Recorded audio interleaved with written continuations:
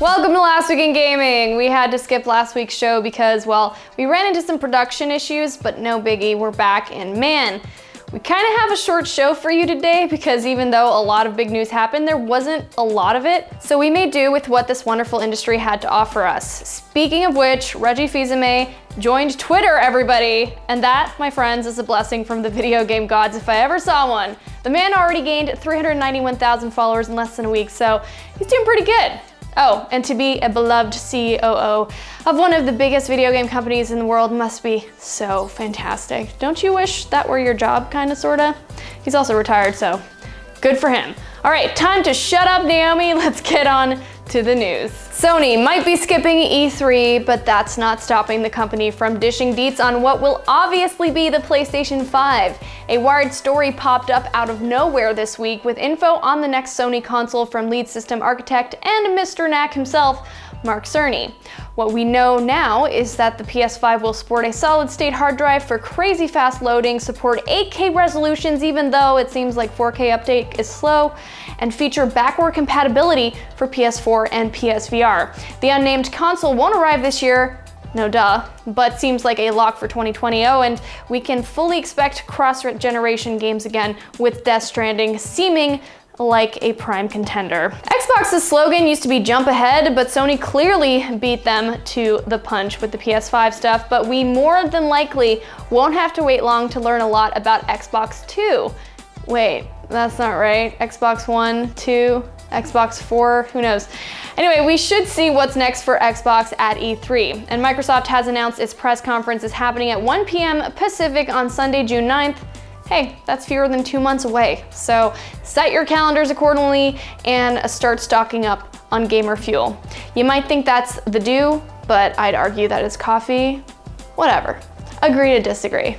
Speaking of future Xbox systems, Microsoft has officially confirmed the Xbox One S all-digital edition console, which the internet has already deemed Xbox One SAD for short. Yeah, seriously, the Xbox team needs to brainstorm better names. Costing a whopping 250 smackaroos, the system comes with Sea of Thieves, Minecraft, and Forza Horizon 3 already installed on the 1 terabyte hard drive. What it doesn't come with is a disk drive, so I'm curious if that's a deal breaker or actually appeals to you. Either way, the Xbox One S all digital drops May 7th. The Infinity Saga will wrap up in just a freaking week on the silver screen with Avengers Endgame. Oh my god, it's already here. But the hunt for the stones is getting just started right now on Switch, as Nintendo has revealed that Marvel Ultimate Alliance 3: The Black Order will launch July 19th. I said right now, but no, you have to wait till July. Also, we got to treat our eyeballs to the delightful box art for the action RPG, and I'm so happy I spot not only Miles Morales Spider-Man, but also Spider-Gwen. I will now take this time to demand you watch Spider-Man Into the Spider-Verse right away if you haven't already. You can thank me later. Have you ever wanted a 2-player fighting stick that's shaped like the Capcom logo and runs at a pricey $200+? The answer is probably not, but that's not stopping them. Nope. Called the Capcom Home Arcade, this plug-and-play unit features 16 games such as Alien vs. Predator, Darkstalkers, The Night Warriors, and Street Fighter II Hyper Fighting, and will release October 25th in Europe. There's no word on a North American release quite yet, but when there is, I'm going to name this one of the strangest game products of 2019. Ya betcha. It's weird.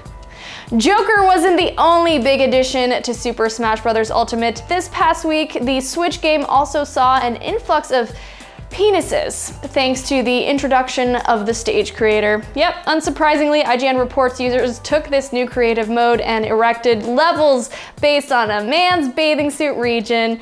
You know, gamers apparently are very, very into anatomy. Who knew? It's almost time to call for Roach and saddle up for The Witcher show. That's right, Witcher's coming to Netflix, and Netflix said that the series will premiere this fall between October and December on the streaming service. Superman himself, Henry Cavill, will be sporting the glorious silver locks of Geralt of Rivia, though there's no word yet on whether he'll be in a bathtub in the show. Fingers crossed. Yay, anatomy. The Carolina Panthers, an NFL team for my non-sports ball friends, released their 2019 game schedule in the coolest way possible. You see, the Panthers posted on Twitter a video that paid homage to all sorts of great video games, including Cruise N USA, Halo, and NBA Jam. The attention to detail and past game history is seriously next level. Dare I say, exquisite. And that's it for this week. It's a short one, everyone. Sorry about that. If you like today's show, please show it with a sub, a like, or a comment. And unfortunately, I am off again next week since I'm off to Memphis, Tennessee, a place I've never been to before, but I hear they have amazing BBQ. I'll actually be attending for something other than food, surprisingly. I've been invited to attend festivities for St. Jude's Hospital and all the great work they do there. I'll be posting a vlog about it, so stay on top of it. By it, I mean my YouTube channel. All right, I'll see you guys in 2 weeks, sort of. Hope you guys have a great weekend, and I'll see you soon. Bye.